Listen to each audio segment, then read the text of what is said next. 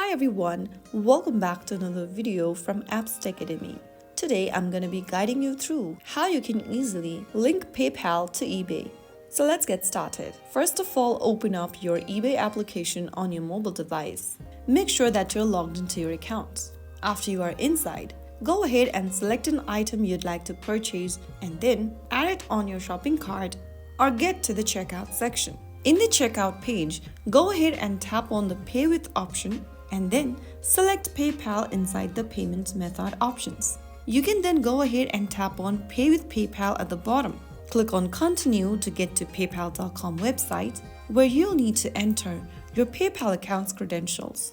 After you do that, you will then be able to make a purchase with PayPal and hence that will also link your PayPal account with eBay.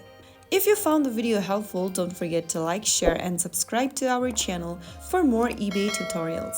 I'll see you in the next video. Stay tuned till then.